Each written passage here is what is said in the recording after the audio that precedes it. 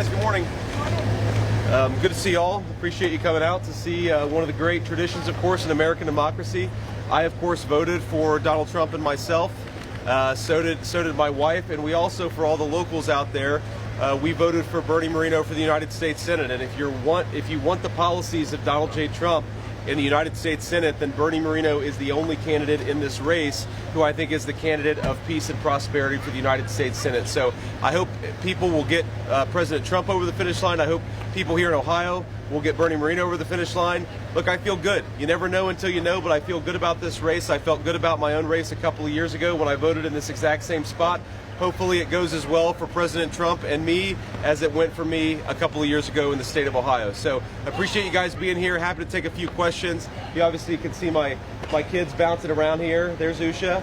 And, we'll take a few questions, but we're going to hit the road, go back home, and then head off to Palm Beach. Senator, regardless of the results tonight, half the country probably won't be satisfied with these votes. Sure. What's your message to them, potentially your supporters, if it doesn't go the way that they wanted it to? Well, look, I think our message is, first of all, we do expect to win, but obviously no matter who wins, half the country, as you said, is going to be at least partially disappointed. I think my attitude is the best way to heal the rift in the country is to try to govern the country as well as we can, create as much prosperity as we can for the American people, and remind our fellow Americans that we are all fundamentally on the same team, however we voted. I certainly hope you vote for Donald J. Trump today. I think that his policies are going to promote peace and prosperity for our citizens.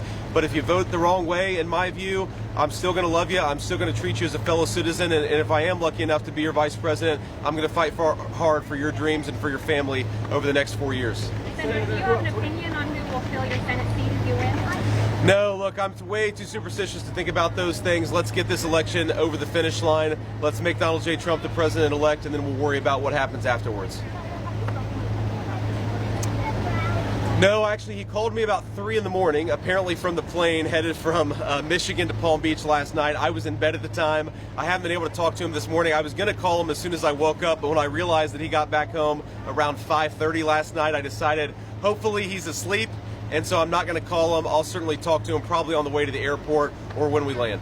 Senator, you grew up 20 miles away, Middletown, now you're standing here. Maybe in a few hours you'll be the next vice president. Yeah. How are you feeling about that in that moment?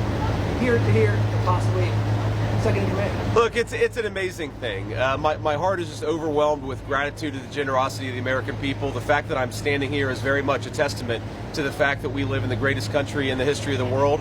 The fact that I have a beautiful wife and 3 beautiful kids is more importantly a testament to the fact that we live in the greatest country in the world. So I think that what today represents is an opportunity to pay down a debt that I owe to this country. And if I am the vice president, I'm going to work as hard as I can to pay down that debt. I don't think I'll ever be able to return what this country has given to me, but I'm going to try, but we have to win first. Sir.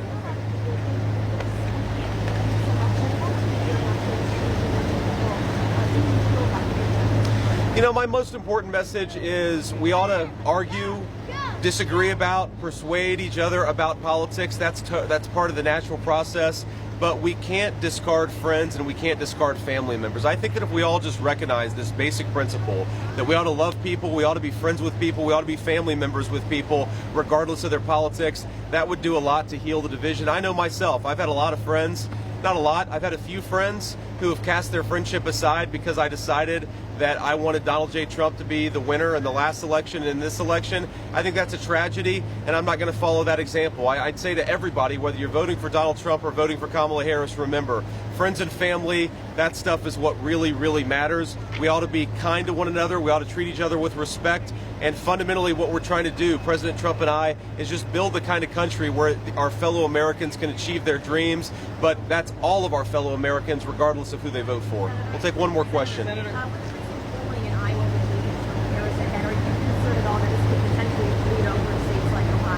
No, I'm not too worried about that. Look, one outlier poll doesn't change what we've seen on the ground. We feel very good about the energy. We feel very good about the early vote. But ultimately, the ball is in the courts of the American people. Today is the day. If you don't want an open border, vote for Donald Trump. If you want to get back to low inflation and affordable groceries, vote for Donald Trump. If you want to return the world to peace and stability, vote for Donald Trump. That's my pitch to voters. I really do believe that we can have a golden age of prosperity in the United States of America, but voters are going to ultimately make that choice. I don't worry about any one poll. I think that we're going to win. I really do, but ultimately the voters make that decision. We'll see what they think about this by the end of the day, hopefully. God bless you guys. Thank you.